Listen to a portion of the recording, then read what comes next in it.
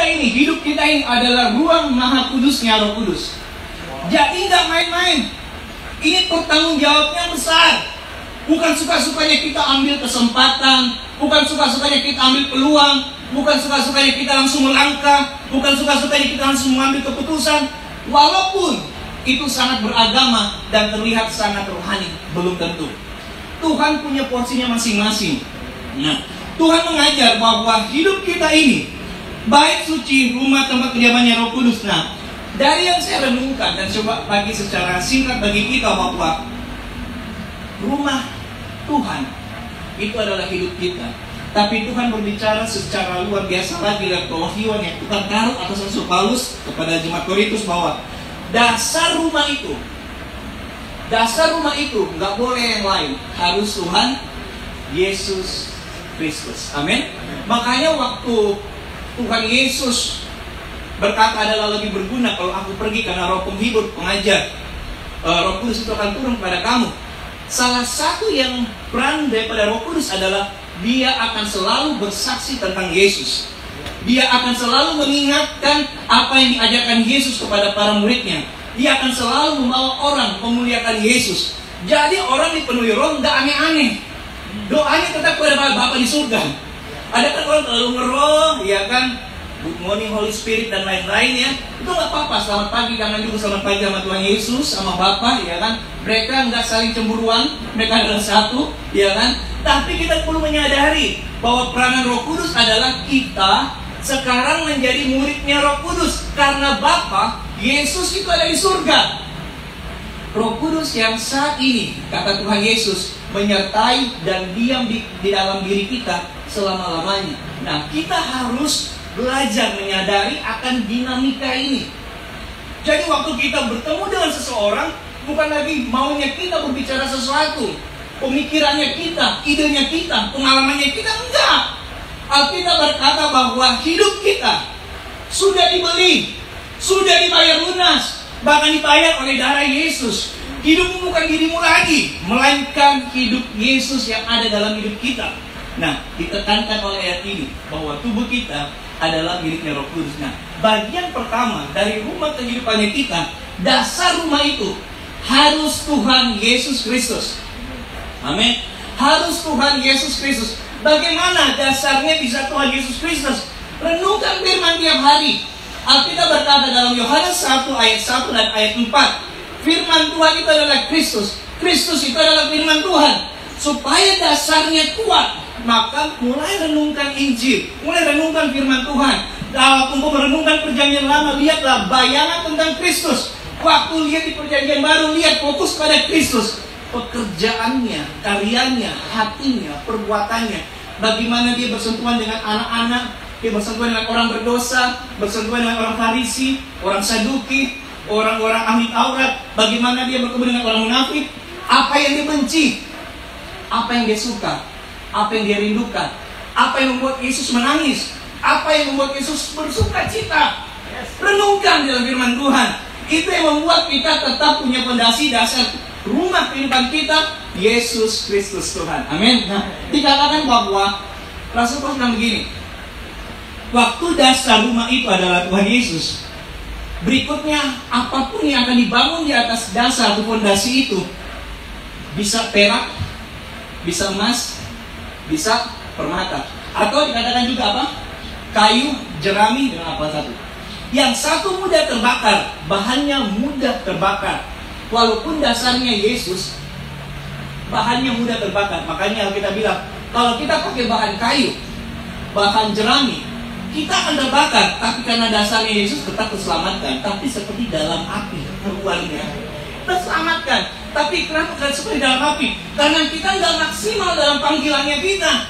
Beberapa di antara kita sudah 40-an, 50-an. Kita masih mengerjakan bukan panggilan Tuhan atas hidup kita. Temukan Roh Kudus yang ada di dalam diri kita, bukan cuma kita rebah-rebahan, goyang-goyangan, gemetaran dan bahasa roh. Enggak. Ada sesuatu yang dia mau kerjakan untuk memimpin hidup kita, untuk dia memenuhi hidup kita.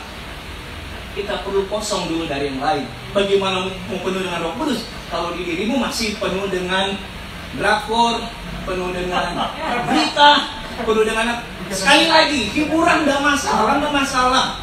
Tapi lihatlah kecenderungan hatimu, kecenderungan kau menghabiskan waktu, kecenderungan yang kau renungkan, kecenderungan yang kau bicarakan menentukan siapa yang sebenarnya sedang bertahta dalam hidupmu. Bisa nggak waktu lagi nonton atau main game tiba-tiba dimatikan? Ada beberapa orang nggak bisa.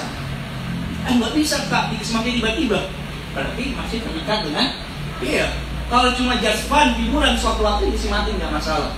Nah, ini dikatakan bahwa memang ini isunya bukan mengenai selamat dan tidak selamat, enggak, isunya enggak. Karena kan fondasinya Yesus. Tapi dikatakan satu, itu akan mengalami upah. Upah maksudnya apa? Upah kekekalan, upah juga di masa kini. Engkau maksimal dalam hidupmu sampai tua, engkau tetap berbuah. Tapi ada, dia cuma selamat, tapi hidupnya menderita karena enggak dipenuhi, dipimpin, dikuasai oleh Tuhan Roh Kudus. Nah, Alkitab mengajarkan baiklah, bahan bangunan kita setelah Tuhan Yesus Kristus adalah dari perak, emas, dan permata. Kita lihat, dari konteks ini aja sudah dilihat bahwa dasar yang diletakkan itu harus Yesus. Bahan bangunan yang pertama, itu haruslah kudus. Dikatakan di ayat 16-17. Baik Tuhan itu yang adalah kamu adalah kudus. Jangan kotori. Sampai Tuhan bilang gini, orang yang mau membinasakan baik Allah akan Tuhan binasakan. Tuhan marah sekali kalau dengan sengaja kita mengotori. Kayak tempat ini, pasti ada tuan rumahnya. Kalau ada orang sembarangan datang, lempar sampah, kencing di sembarangan, tempat sembarangan, buang kotoran dan sebagainya, tuan rumah akan marah, membinasakan dengan mengusir dia secara tidak hormat. Karena pemilik rumah, hidup kita ini pemiliknya ada. Yes. Kita seringkali mengizinkan hal kotor masuk dalam kehidupan kita. Dan waktu bertumpuk menjadi sampah, aroma busuk dan mendatangkan virus rohani dalam kehidupan kita. Gak ada orang tiba-tiba jatuh dalam dosa, gak ada. Semua tumpukan-tumpukan sampah, tumpukan-tumpukan kotoran yang begitu banyak, yang begitu bau, dan tiba-tiba jatuh dalam dosa. Dan tiba-tiba susah bangkit lagi, tetap hidup di dalam dosa. Karena apa? Mengizinkan kotoran ini masuk. Nah, saya tidak berupaya tentang beberapa langkah untuk hidup kudus dan benar, tidak sama sekali. Percayalah, sekuat apapun tekadnya kita, Anda akan jatuh dan hari besok atau 2 hari, 3 hari kemudian dengan tekad yang baru lagi. Tuhan, saya tidak akan melakukan masturbasi contohnya. Besok bikin lagi. Tuhan, saya tidak akan lagi berbohong. 2 harinya. Karena tekadnya dari kita. Yesus Tuhan masih melakukan hal yang sama. Bahwa untuk diselamatkan gak bisa dengan kekuatannya kita. Oke? Yesus datang. Tapi banyak orang lupa. Orang pikir cuma sampai situ. Selanjutnya boleh dong campur tangan kekuatan saya. Sama prinsipnya. Untuk pertumbuhan kita gak bisa dengan tekad kita, dengan kekuatan kita, dengan bayar hargamu, dengan komitmenmu. Gak bisa. Harus roh yang ada di dalam hidupmu, yang adalah pemilik hidupmu, yang menolong. Roma 8 bilang begini, waktu engkau dipenuhi, dikuasai Roh Kudus, engkau dipimpin oleh Roh Kudus, maka kepikiranmu berubah, keinginanmu berubah, doronganmu untuk mentaati sesuatu berbeda. Coba aplikasikan, praktekkan. Satu, Anda tekad, satu, Anda nyerah sama Roh Kudus, tolong saya. Itu lebih konsisten, lebih panjang umurnya adalah waktu Anda nyerah, Anda jujur minta Tuhan Roh Kudus tolong. Anda tekad, Anda langgar lagi. Anda tekad, Anda langgar lagi. Akhirnya putus asa. Ada yang putus asa, ada yang akhirnya hati nuraninya menjadi tumpul, menganggap dosa bukan dosa. Beberapa di luar sana menganggap dosa adalah kelemahan. Oh iya, saya kenal beberapa orang. Mereka kumpul kebo dan menganggap itu kelemahan, bukan dosa. Mereka bersinah, menganggap itu kelemahan, bukan dosa. Mereka lihat pornografi, video porno, menganggap itu kelemahan manusia, bukan dosa. Tipu daya setan, jebakan setan merusak hidupnya. Karena apa? Hal-hal seperti demikian. Mulailah dengan kekuatan Tuhan. Waktu kita nyerah sama Tuhan, Tuhan tolong. Saya nggak bisa kudus dengan kekuatan saya. Saya nggak mampu menjaga mata saya. Saya nggak mampu menjaga telinga saya. Saya nggak mampu menjaga mulut saya. Saya nggak mampu menjaga hasrat daging saya. Roh Kudus tolong. Roh Kudus tolong. Dan mulai persembahkan. Seperti Roma 12 ayat 1. Tuhan, aku persembahkan tubuhku, jiwa rohku sebagai persembahan yang hidup. kudus dan berkenan sebagai ibadah sejati. Ulang-ulangi, ini bukan mantra. Tuhan bukan berarti mau kita ingatin ulang-ulang. Sebenarnya kita lagi ngingatin dirinya kita bahwa tubuh ini milik Tuhan, jiwa ini milik Tuhan, roh ini milik Tuhan. Kita persembahkan sebagai persembahan yang hidup, kudus dan berkenan. Dan kita akan lihat, coba praktekkan, tiba-tiba minatmu untuk lihat sesuatu itu jadi hambar. Minatmu untuk mendengar sesuatu yang tidak benar, yang kotor semuanya sifatnya kotor, itu jadi hambar. Kau ingin melakukan sesuatu yang dagingmu suka, tiba-tiba minat itu hambar, hilang. Kita sampai kaget, loh, dari mana? Bukankah sebelumnya saya berjuang-juang, saya tengking-tengking, saya komitmen terus, saya bayar harga terus, saya memperbaharui nasabah saya terus, tapi jatuh terus. Kekuatannya adalah bukan dari kita. Kekuatan yang sama waktu engkau diselamatkan, kekuatan yang sama waktu kita juga bertumbuh, kekuatan yang sama juga kita melayani. Lihat Tuhan Yesus, lihat para rasul, para murid, gak ada yang bergantung dengan kekuatan mereka semuanya, gak ada. Kenapa kita mengandalkan kekuatan kita? Puji Tuhan buat pengetahuan, puji Tuhan buat karunia, puji Tuhan buat pengalaman, puji Tuhan buat para pemimpin, puji Tuhan buat manusia yang baik yang ada di atas kita, puji Tuhan. Tapi mereka bukan untuk kita andalkan. Nah, itu ada poin berikutnya nanti. Nah, hidup yang dipimpin oleh Roh adalah kita mengizinkan Tuhan mulai berkuasa. Ingat bahwa hidup kudus dan tidak kudus itu bukan lagi isunya tentang keselamatan dan sebagainya, karena kan dasarnya sudah Yesus. Ya, dasarnya sudah Yesus. Tapi supaya kemaksimalan, biar bagaimana Tuhan lebih mempercayakan lebih dong sama orang yang nyatu, sama yang punya rumah, ya kan? Ada beberapa tamu datang di tuan rumah yang punya rumah Roh Kudus. Satu nyenengin Roh Kudus, satu nih bikin repot, bongkar sana sini, ya kan? Anaknya manjat sini, bongkar perabotannya. Percayalah, pasti akan ada berbeda. Dalam tanda kutip bukan pilih-pilih kasih, karena keselamatan sama kan dasarnya Kristus sudah, ya kan? Mau bagaimana modelnya tetap diselamatkan karena dasarnya Yesus. Tapi kepercayaan hatinya, kepercayaan visinya, percaya kita pakai bahasa karismatik, pengurapannya, ya kan? Itu kepercayaan bagi orang yang kenal dan nyatu dengan dimensinya Roh Kudus. Dia kudus, gak mungkin kerjasama dengan dia kalau engkau kompromi kotor terus. Gak bisa. Beragama bisa, lepaskan pengetahuan bisa, lepaskan kehidupan yang sulit.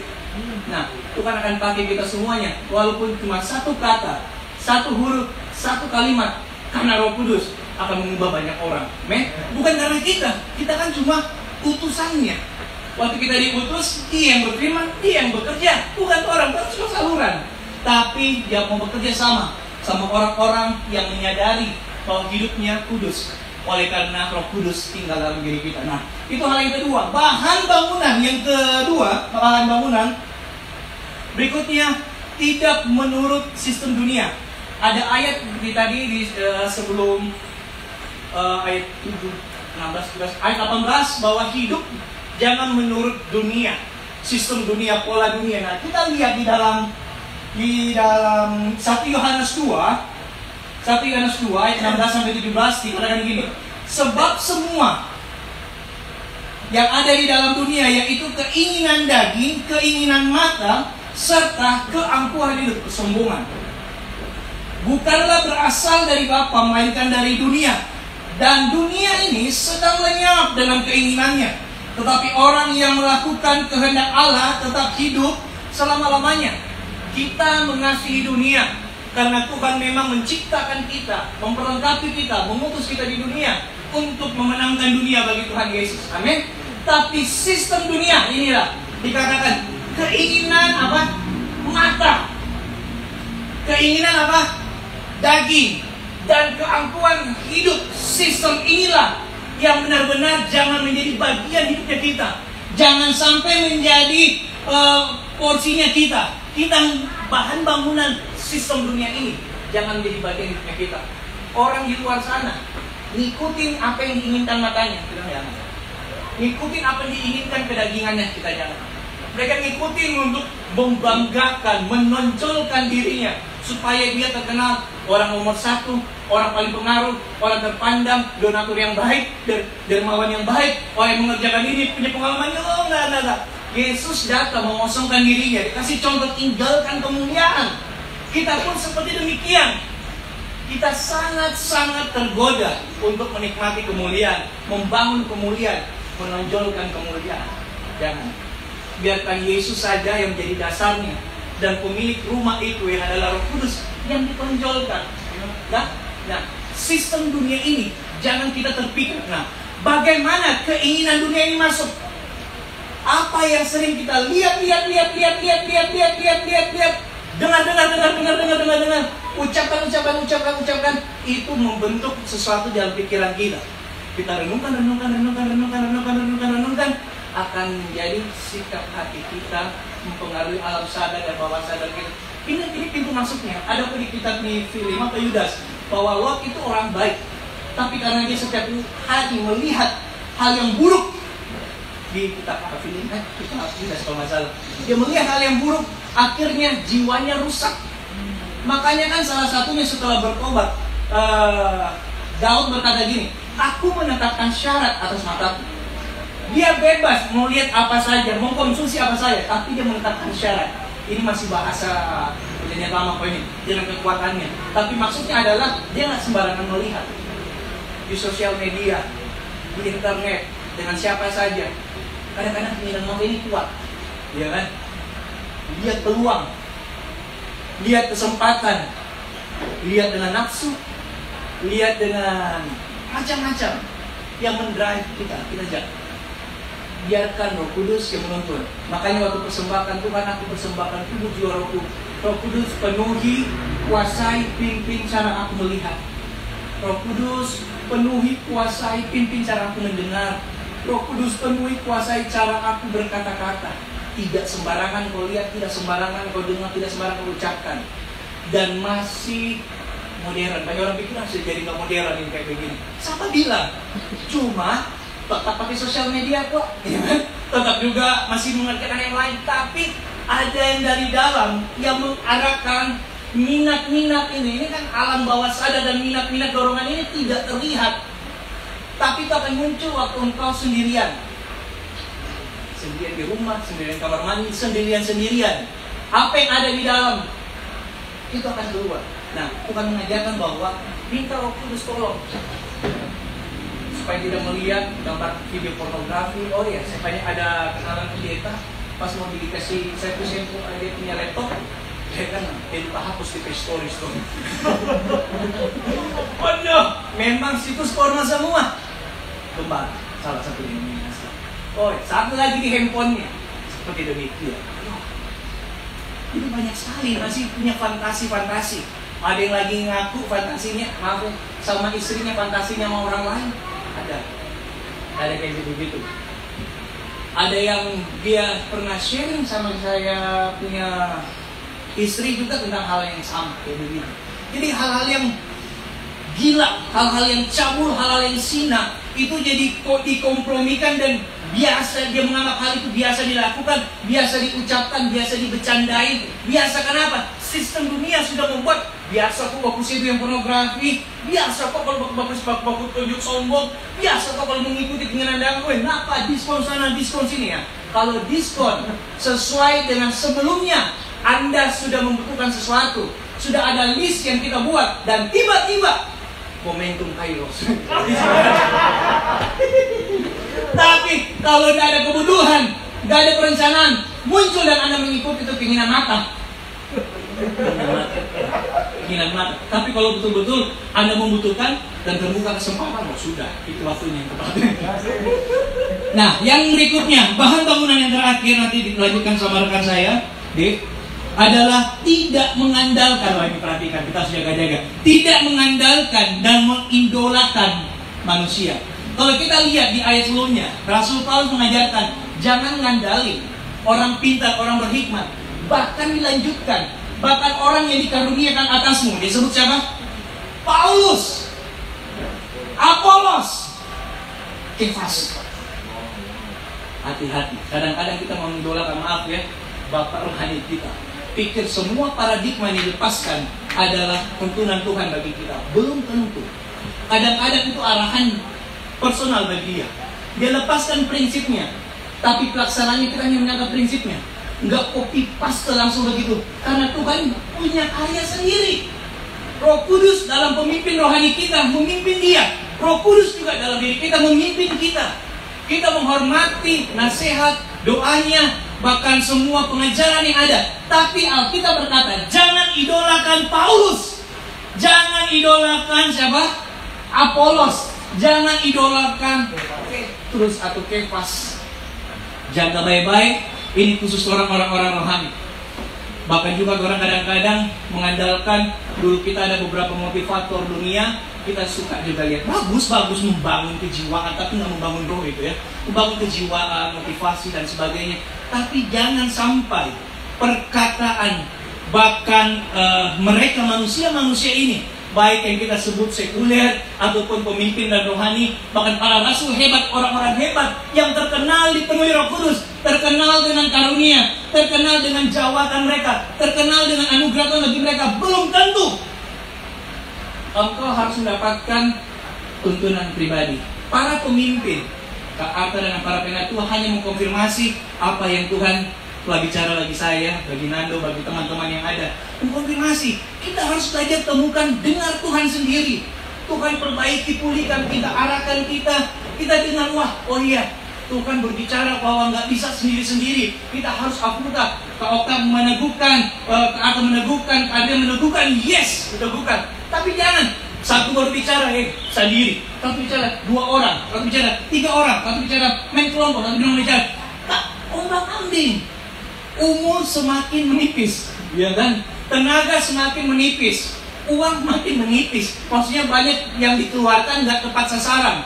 Tapi waktu kita belajar tentang hal ini, bangunan-bangunan yang Tuhan inginkan setelah dasarnya Roh Kudus, salah satunya adalah jangan pernah andalkan, idolakan manusia, termasuk para rasul.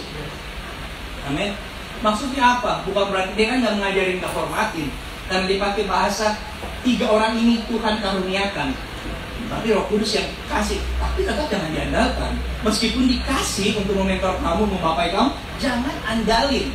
Karena mereka punya dinamikanya sendiri. Roh Kudus memenuhi dan memimpin mereka. Kita juga punya dinamikanya sendiri. Roh Kudus memenuhi dan memimpin hidup kita. Amin. Jadi ingin saya sampaikan adalah sadarlah bahwa hidup kita ini rumahnya Roh Kudus, bukan suka-sukanya kita. Jangan lihat orang, lihat kesempatan, lihat peluang, lihat apa saja di depan, langsung kita tabrak, langsung putuskan, tanpa bertanya sama pemilik hidup kita, Roh Kudus. Saya persilakan teman saya, rekan saya Dave.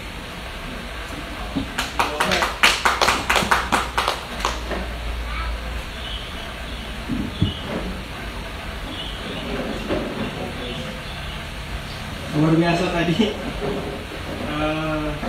suara kenabian dan prinsip-prinsip yang luar biasa yang Kak Yosi sampaikan. Dan saya hanya ingin menambahkan, melengkapi apa yang Tuhan ingin saya share di sini. Terima kasih Pak Gem buat kesempatan yang telah diberikan. Ulang-ulang kali kita mau tolak dengan berbagai argumentasi, tapi selalu aja Pak Gem alasan untuk memberikan kesempatan.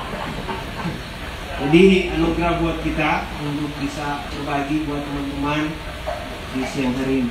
Cepat saja, orang buka sama-sama di 2 Timotius. Kalau tadi Kak Yosi sudah banyak melepaskan bagaimana kehidupan di dalam Kristus, bagaimana dipandu oleh Roh Kudus, bagaimana Kristus bergerak di dalam kehidupan orang percaya. Kita pengen eksplorasi di satu poin yang berbeda, yaitu bahwa setelah kita dipimpin oleh Roh Kudus, setelah kita benar-benar mengalami kehidupan Kristus di dalam kita, Tuhan mau, Roh Kudus mau bahwa pertumbuhan itu tidak berhenti pada diri kita.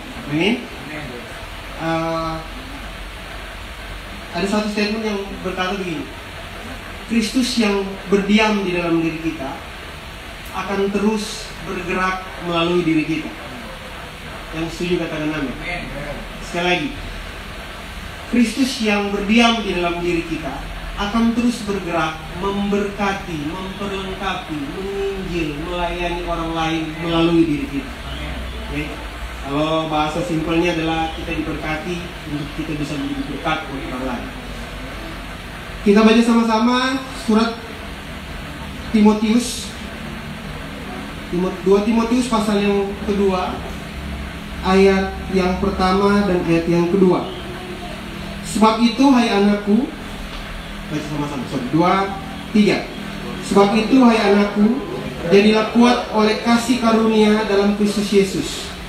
Apa yang telah engkau dengar daripadaku di depan banyak saksi, percayakanlah itu kepada orang-orang yang dapat dipercayai, yang juga cakap mengajar orang lain.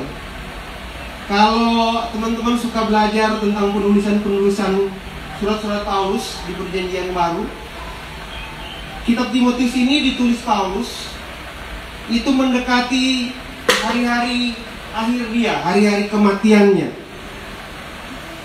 Kita tahu bahwa Paulus punya beberapa murid, dan beberapa murid yang paling berpotensi meninggalkan dia pada waktu itu.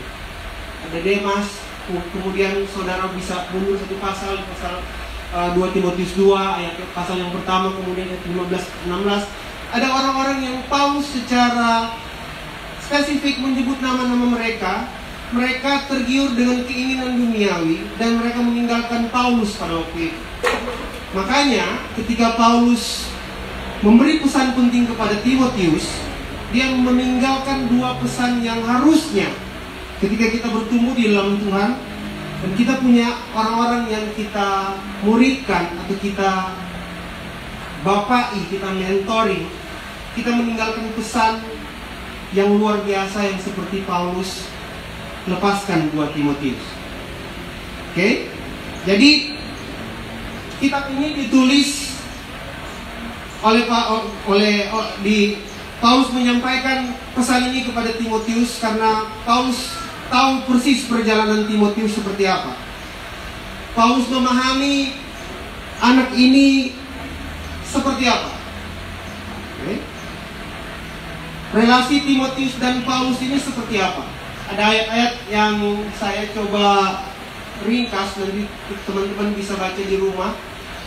Kisah para Rasul 16 ayat 1 dan ayat yang kedua. Timotius itu diajak melayani bersama Paulus sejak dia masih muda.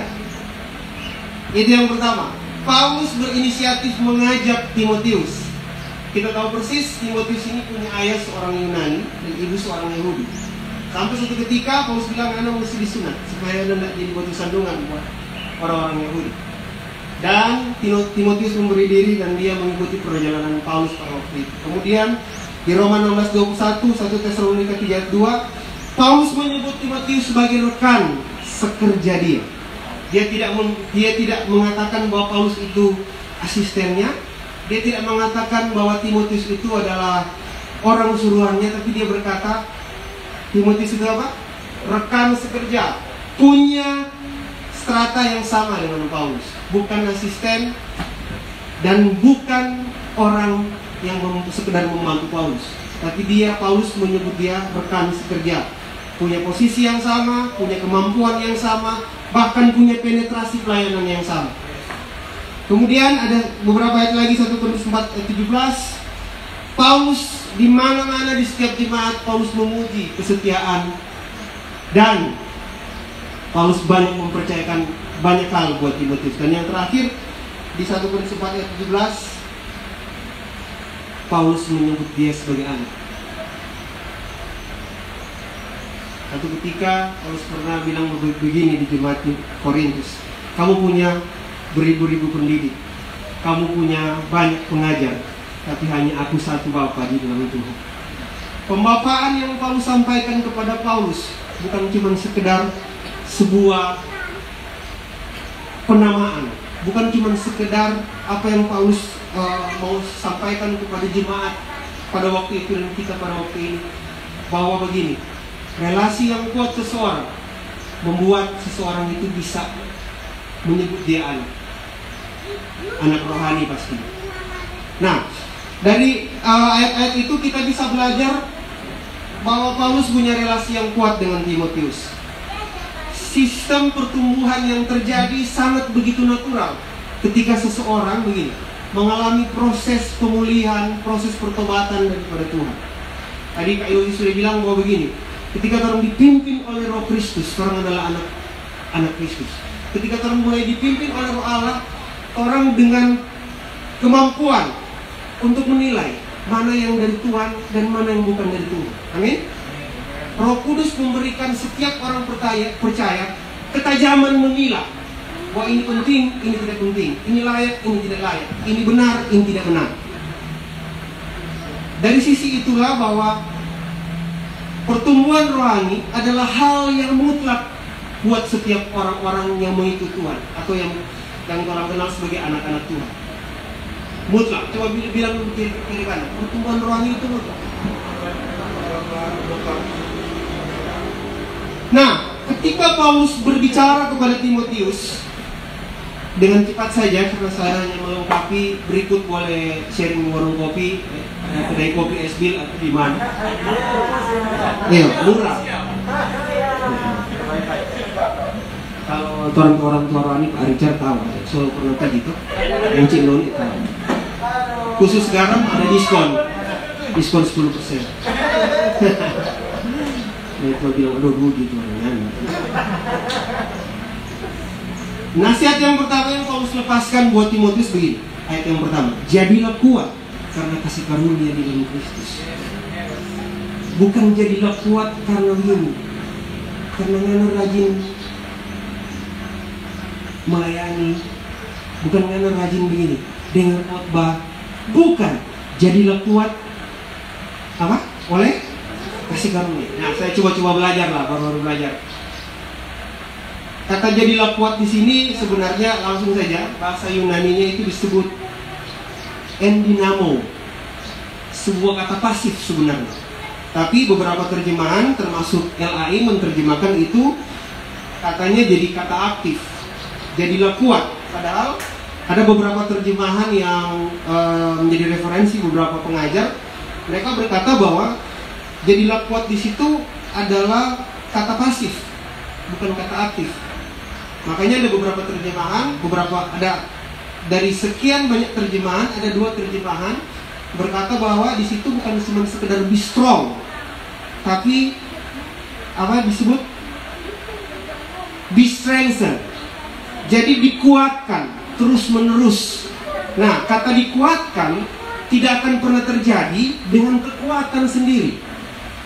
Jadi ada pengaruh, ada intervensi ilahi untuk menguatkan seseorang sehingga kekuatan itu terjadi begitu progres. Terus menerus. Itu yang Paulus bilang kepada Timotius, jadilah kuat atau hendaklah kamu dikuatkan terus menerus di dalam kasih karunia. Jadi kasih karunia yang Paulus bilang kepada Timotius itu menggambarkan begini, oleh karena kasih karunialah kamu bertahan dalam pelayanan. Karena dia banyak mengalami kan, ada banyak orang bersama-sama dengan dia. Toh akhirnya dengan kekuatan sendiri mereka lebih memilih jalan dunia, mereka lebih memilih keinginan duniawi seperti tadi yang Kak Yosi bilang. Tapi ketika orang begini, dia berserah kepada Tuhan, itu sempat merenung, Tuhan, bagaimana sih hal yang simpel untuk orang dipenuhi kasih karunia setiap waktu? Bagaimana sih Tuhan supaya dalam pelayanan, dalam melayani generasi, kita, orang-orang yang ada di sekitar kita selalu begini, selalu terus bergerak dalam kekuatan kasih karunia. Tiba-tiba Roh Kudus bisa bicara lain kepada saudara. Ada sesuatu yang menyentak di hati kita, kemudian Roh Kudus gambarkan seperti ini, bahwa orang-orang yang mengandalkanku, orang-orang yang tahu posisi hidupnya ketika dia dipulihkan di dalam Kristus, dia akan tahu arti kasih karunia yang sejati. Karena kasih karunia tidak sekedar berhenti pada menyelamatkan seseorang, tapi kasih karunia akan terus menerus mengubahkan orang sampai orang itu mengalami kemuliaan demi kemuliaan. Sampai seseorang itu yang selalu orang bilang di dalam setiap haful target masing-masing, orang mengalami keserupaan dengan Kristus setiap waktu. Jadi Kasih karunia sesimpel sebenarnya ketika orang berpikir begini, Tuhan kita tidak mampu mengerjakan ini, berikan kemampuan buat kita. Tadi Kak Yosi juga sempat singgung, kita dengan Kak Yosi ini pasangan Hafruta, banyak mempertajam. Kadang-kadang Kak Yosi itu pemikiran jadi pertimbangan pemikiran juga buat kita, begitupun demikian. Dan sampai hari ini puji Tuhan karena kasih karunia juga, orang boleh bertahan, boleh saling mengingatkan, boleh bertumbuh di dalam anugerah. Dan kita percaya ke depan Tuhan terus menyempurnakan karena kasih karunia. Jadi ketika orang berbicara kasih karunia yang terus menerus menguatkan orang yang pertama, orang datang di hadapan Tuhan dengan penuh kerendahan hati. Pernah baca satu waktu Paulus bilang begini, cukuplah kasih karuniaku padaku, karena justru dalam kelemahan pula kekuatanmu semakin sempurna. Kenapa orang butuh dikuatkan oleh kasih karunia? Yang pertama, saudara-saudara, karena sadarilah bahwa kita adalah manusia yang penuh dengan kelemahan. Yang pertama, kesadaran itu perlu dibangun bahwa tanpa Tuhan, tanpa orang-orang yang Tuhan percayakan untuk membimbing orang ke kehidupan, orang lemah.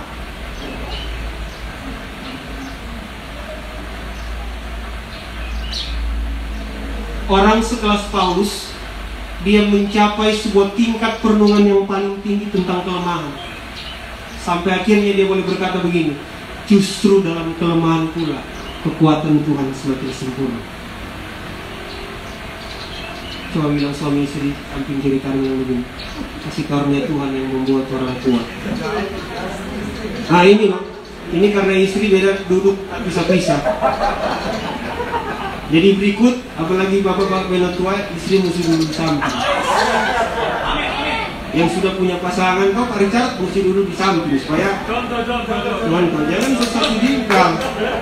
Ini kan sudah PKN level luar, so boleh agak dekat sedikit.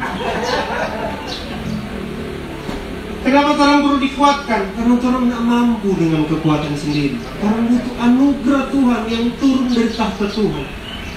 Kasih karunia itu kemampuan Allah. Beberapa Tuhan mentafsirkan, mendefinisikan demikian. Benar.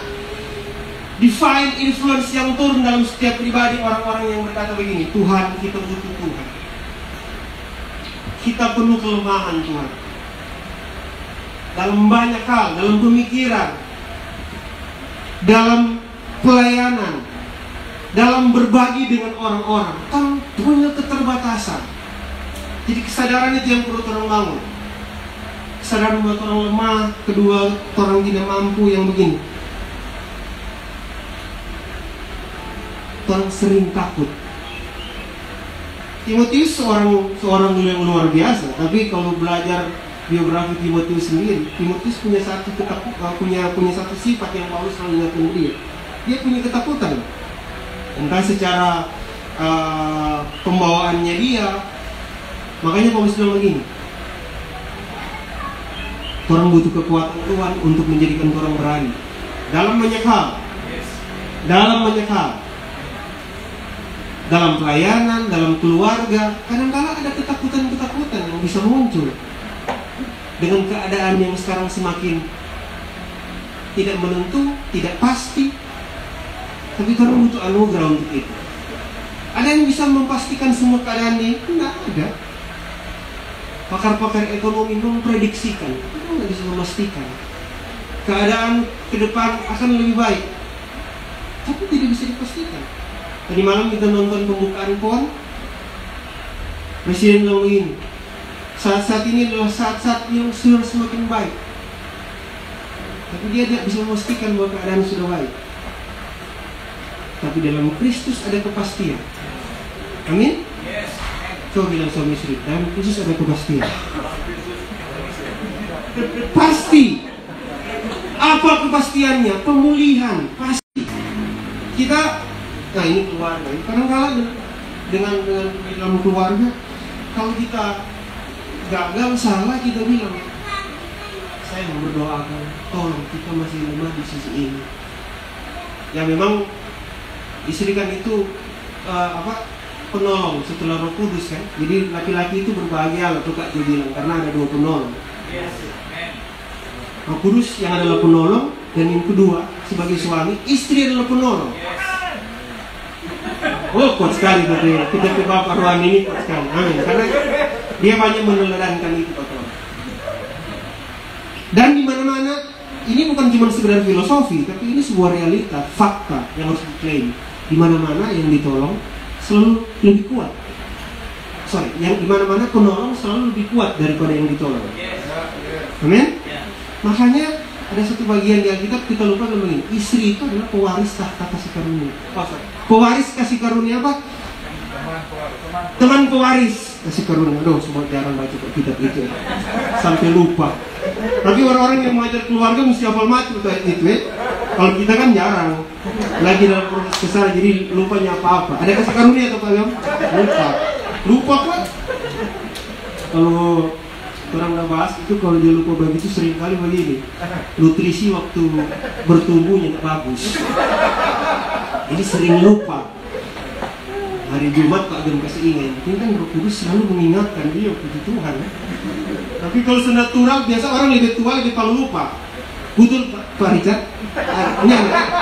Pak Richard dapat tahu nutrisi bagus. Iya, apalagi kalau budaya bakar, bagus itu kan si Noni. Jadi hal ini yang membuat orang menyadari bahwa orang lemah, orang kadang-kadang takut, dan orang banyak kali tidak mampu. Amen.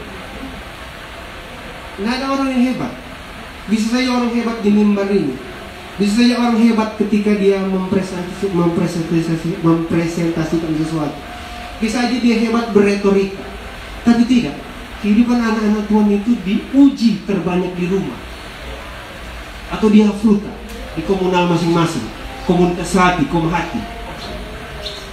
Makanya kalau misalnya jemaat tidak memutuskan untuk terlibat, berpartisipasi dalam komunal-komunal yang ada, kita ragu di pertumbuhan. Karena sarana pertumbuhan yang Tuhan telah tetapkan, kalau orang pakai pola, itu pola komunal 2-3 orang. Pak Oka banyak sekali sharing bagaimana Yesus memuridkan dimulai dari 2-3 orang. Ada rentetan sejarahnya, ada rentetan misalnya kenapa 2-3 orang. Itu luar biasa. Undang ke beliau di meja kopi, dijelaskan lengkap. Iya, karena kalau orang belajar sesuatu, orang mau dibentuk di situ, harus banyak belajar supaya orang dibentuk di situ. Kalau anak nggak akan pernah jadi kuat. Makanya murid-murid, rabi-rabi so tahu kapasitas potensi setiap seseorang jadi murid bisa tahu. Yang pertama yang dorong nilai adalah begini, kehausan untuk belajar. Oh, kita kan misalnya perlu belajar, siapa bilang? Kecuali Boniso ada di muka pompa bensin Teli, nah, ingin belajar di situ. Tahu itu. Atau yang baru yang di Jalan Soekarno semua turun-turun di kantor PDIP Perjuangan itu sebelah kanannya tempat-tempat bagus itu. Nah, kalau di situ sudah mau belajar orang.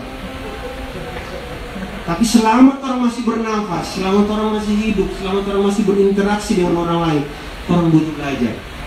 Amin. Oke. Yang terakhir adalah begini. Yang kedua, Paulus bilang begini kepada Timotius, percayakanlah itu kepada orang-orang yang dapat dipercaya. Apa yang Paulus bilang kepada Timotius? Percayakan itu. Pengajaran-pengajaran yang sejati yang Paulus lepaskan kepada Timotius. Prinsip-prinsip iman yang Paulus lepaskan kepada Timotius. Banyak hal di situ. Di kitab Timotius bahkan banyak sekali nilai-nilai kehidupan yang Paulus bilang kepada Timotius. Sampai saat satu waktu Paulus berkata begini kepada Timotius. Kita lupa juga ini, minta maaf. Hai engkau manusia Allah. Karena apa? Kenapa Paulus bilang Timotius manusia Allah? Karena karakter, sifat, dan kapasitas Kristus ada pada Timotius. Jadi orang belajar sama-sama, orang bertumbuh sama-sama. Yang pertama begini, tadi pesan yang penting, orang terus-menerus dikuatkan oleh karena kasih karunia Tuhan. Orang berserah total kepada Tuhan. Orang berharap bahwa hanya Tuhan yang bisa menolong, hanya Tuhan yang bisa memulihkan, hanya Tuhan yang bisa sungguh-sungguh membawa orang kehidupan kepada kedewasaan.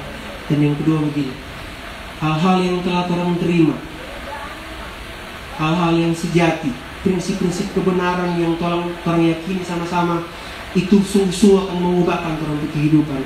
Itu orang jaga dan percayakan itu kepada orang-orang yang dapat dipercaya. Siapa orang-orang yang dapat dipercaya? Orang ke teman Afruta, orang ke suami di rumah, orang ke istri di rumah, orang ke komunal. Nggak mungkin tuh orang kenal orang mau percayakan sesuatu. Orang gila itu. Makanya begitu natural masalah kepercayaan. Tidak mungkin seorang yang punya hubungan dan relasi mempercayakan sesuatu, apalagi hal yang sangat berharga. Kita memutuskan begini, orang-orang yang kita mentoring, kita muridkan begini, semua hal yang harus kita sampaikan, kecuali dia masuk dengan tingkat relasi yang kuat dengan kita. Apakah itu maksudnya kita pilih-pilih orang? Ya enggak, kita mengajar demikian. Karena Paulus banyak mengalami hal yang seperti itu. Nah, usah jauh-jauh Paulus, Tuhan Yesus juga percaya sekali Pak Yudas, asih itu Yudas boleh jual ke dia. Itu orang yang mau jual ya. Yang mau jual. Yang terakhir, yang ketiga, dua pesan itu, pesan ketiga kita yang tambah. Karena kita terdorong untuk menyampaikan ini. Waktu kita tanya, Pak Yosi mau sharing apa hari Kamis? Sharing ini, waktu kita mau sharing tentang komunal atau begitu. Teman-teman, percayakah kita begini? Orang yang tertanam akan bertumbuh dan berbuah. Amin, cuma sebelah kanan bagi kita. Siapa yang percaya orang yang tertanam akan bertumbuh dan berbuah? Amin. Puji Tuhan. Percaya kamu suruh lihat pohon kelapa. Di pohon kelapa ada bertumbuh berbuah karena dia tertanam. Begitupun gereja umat Tuhan. Orang mau bertumbuh dalam banyak hal, bahkan Alkitab berkata begini, bertumbuh dalam kepenuhan Kristus. Nah, rumusnya itu apa? Kepenuhan Kristus, ada kemuliaan di dalamnya, ada berkat di dalamnya. Apalagi yang orang boleh definisikan? Ada penyertaan Tuhan di dalamnya. Ada hal-hal yang bersifat begini, supernatural dan natural ada di dalamnya. Yang penting orang tertanam. Nah, tertanam di sini bukan tertanam dalam organisasi, bukan, tapi tertanam dalam hubungan yang telah Tuhan tetapkan.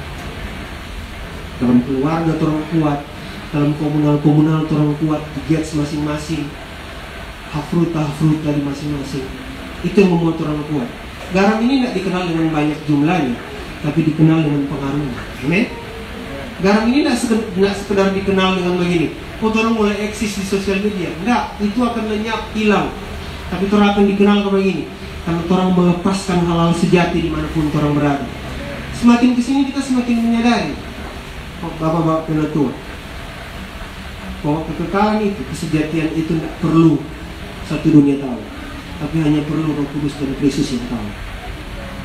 Amin. Makanya sepanjang Yesus pelayanan di dunia ini begini, dia selalu tahu, dia selalu menghindar popularitas. Bukan orang kalau terbiasa bahaya, orang akan merangkul popularitas. Dari penatua Victor dan begini, hati-hati dengan hal tersebut.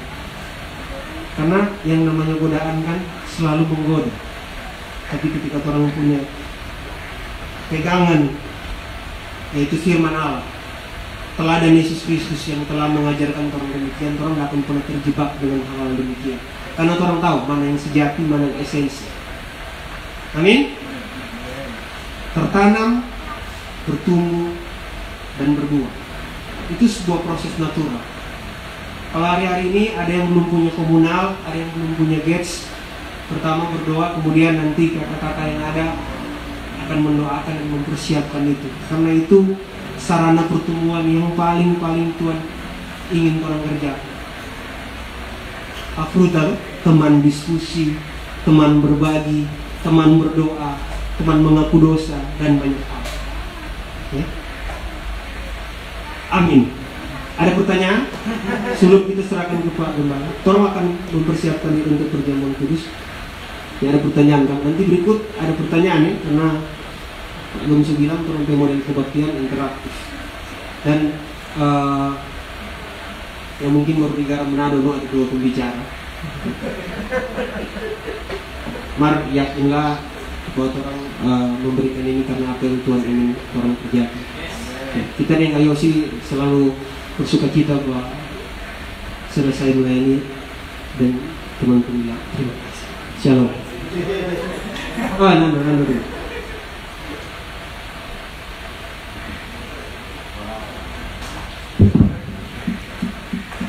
Wow. Saya pribadi sangat diberkati, saudara diberkati, amin. Luar biasa. Thank you Kak Yosi, thank you Coach Dave. Kau akan siapkan hati untuk Pujaman Kudus. Kami mengucap syukur Tuhan untuk kasih setiamu, pengorbananmu bagi kami. Tubuh dan darahmu kau curahkan bagi kami Tuhan. Terlalu besar kasih setiamu bagi kami Tuhan. Sampai hari ini kami menikmati kemerdekaan dalam Kristus. Kasih karunia yang menguatkan kami hanya karena Engkau Tuhan. Terima kasih. Terima kasih. Terlalu besar kasih-Mu Bapa, pengorbanan yang Kau berikan bagiku. Telah kulihat, oh telah kulihat bukti kasih-Mu. Kau menderita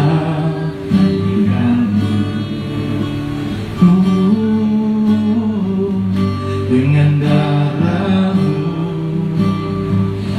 Kau selamatkanku. Kini ku hidup menyenangkan-Mu. Terlalu besar kasih-Mu Bapa, pengorbanan yang Kau berikan bagiku. Terlalu mahal darah-Mu Yesus, tercurah untuk menebus hidup. Yang sudah mendapatkan roti dan anggur, mari bangkit berdiri. Terlalu besar kasih-Mu Bapa, pengorbanan yang Kau berikan bagiku. Terlalu mahal darah-Mu Yesus, tercurah untuk menebus hidupku. Tercurah untuk menebus hidupku. Tercurah untuk menebus hidupku.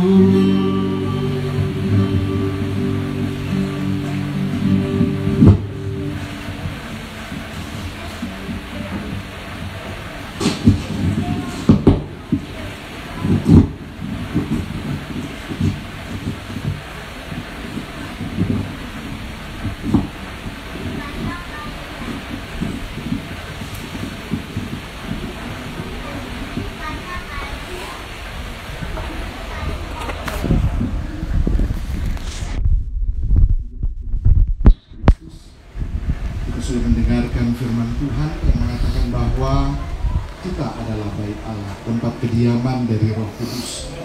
Karena itu kita juga percaya bahwa kita dipanggil Tuhan bukan untuk kepentingan pribadi kita, tapi kita dipanggil Tuhan untuk mengerjakan seluruh kehendak Tuhan. Seperti yang dikatakan juga tadi bahwa pertumbuhan adalah absolut, maka kita bertumbuh menjadi serupa untuk mengerjakan apa yang Tuhan ingin kita kerjakan. Kita akan mendengarkan sedikit nasihat firman Tuhan yang terdapat di dalam 2 Korintus 4, mulai ayat 1 sampai ayatnya yang ke-7. Jadi 2 Korintus 4 ayat 1 sampai ayat yang ke-7. Saya akan membacakannya secara cepat buat kita semua. Saya berharap kita betul-betul menanggapi apa yang dikatakan oleh firman Tuhan ini. Oleh kemurahan Allah, kami telah menerima pelayanan ini. Ini untuk kita semua, bukan cuma untuk para penatua atau para leaders, tapi untuk semua kita. Karena kita adalah pelayan-pelayan Tuhan. Oleh karena kemurahan Allah, kami telah menerima pelayanan ini. Karena itu, kami tidak tawar hati, tetapi kami menolak segala perbuatan tersembunyi yang memalukan. Kami tidak berlaku licik dan tidak memalsukan firman Allah. Sebaliknya, kami menyatakan kebenaran, dan dengan demikian kami menyerahkan diri kami untuk dipertimbangkan oleh semua orang di hadapan Allah. Jika Injil yang kami beritakan masih tertutup juga, maka ia tertutup untuk mereka yang akan binasa, yaitu orang-orang yang tidak percaya, yang pikirannya telah dibutakan oleh ilah zaman ini, sehingga mereka tidak melihat cahaya Injil tentang kemuliaan Kristus yang adalah gambaran Allah. Sebab bukan diri kami yang kami beritakan, tetapi Yesus Kristus sebagai Tuhan, dan diri kami sebagai hamba-Mu karena kehendak Yesus. Sebab Allah yang telah berfirman, dari dalam gelap akan terbit terang. Ia juga yang membuat terangnya bercahaya di dalam hati kita, supaya kita beroleh terang dari pengetahuan tentang kemuliaan Allah yang nampak pada wajah Kristus. Tetapi harta ini kami punyai dalam bejana tanah liat, supaya nyata bahwa kekuatan yang melimpah-limpah itu berasal dari Allah, bukan dari diri kami.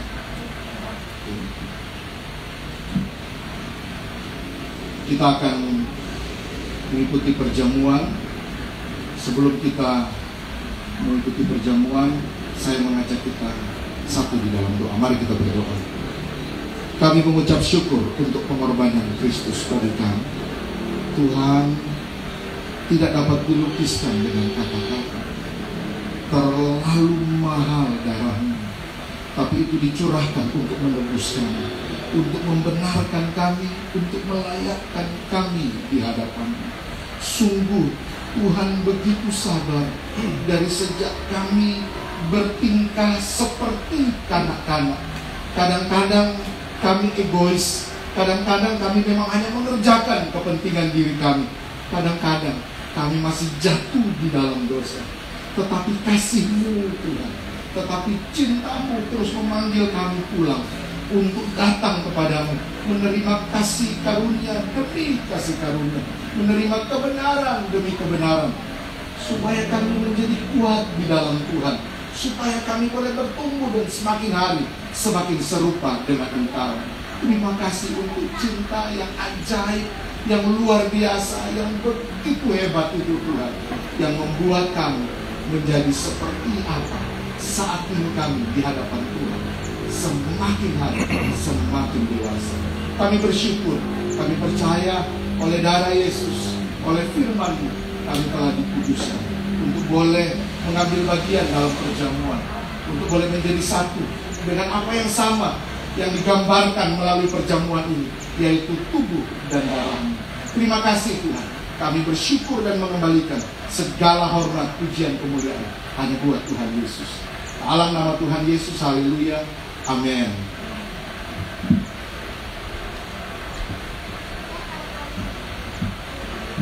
Mari kita dengarkan nasihat firman Tuhan tentang perjamuan. 1 Korintus 11 ayat 23.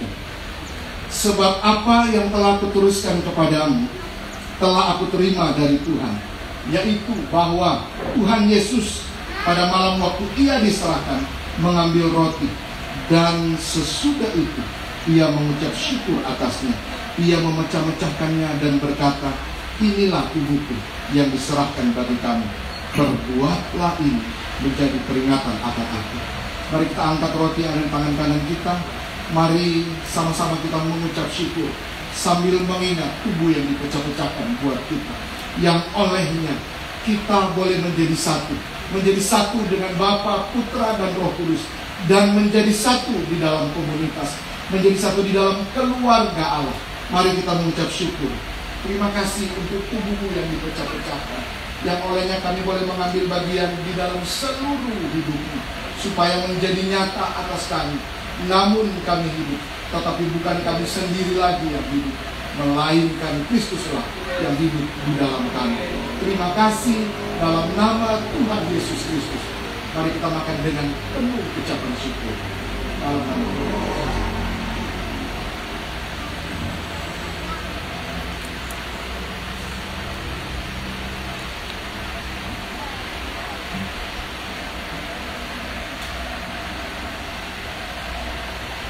Dan sesudah itu,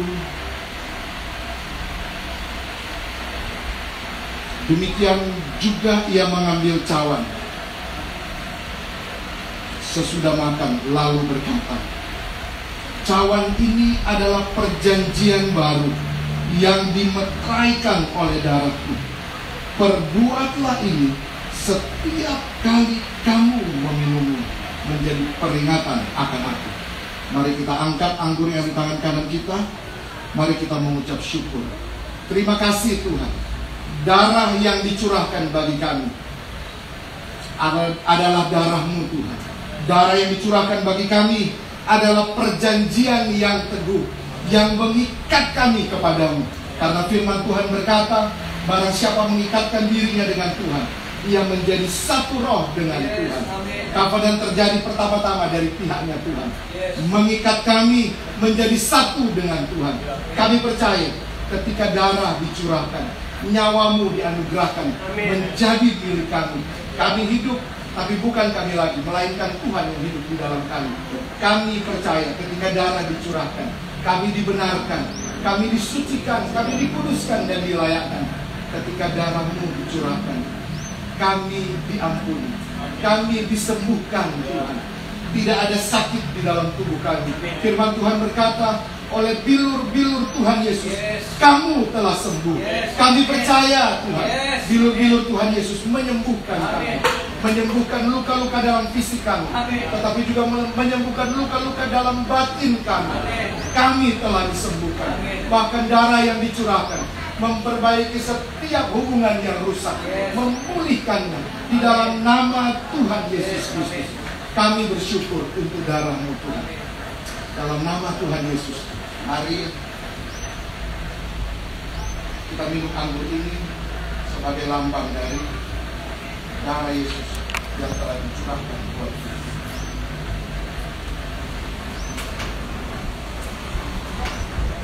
Terima kasih Tuhan. Kami minum ini dengan penuh ucapan syukur dalam nama Tuhan Yesus Kristus. Amen. Thank you, Lord.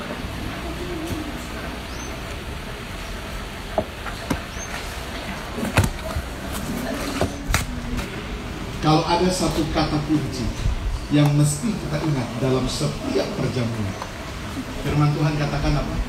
Jadikanlah ini peringatan akan Tuhan, akan apa yang Yesus telah kerjakan buat kita. Saudara, kita ada di dunia yang kita lihat semakin buruk, tapi anak Tuhan yang menyatu dengan tubuh dan darah Yesus tidak hidup di bawah ancaman. Kita bukan orang-orang yang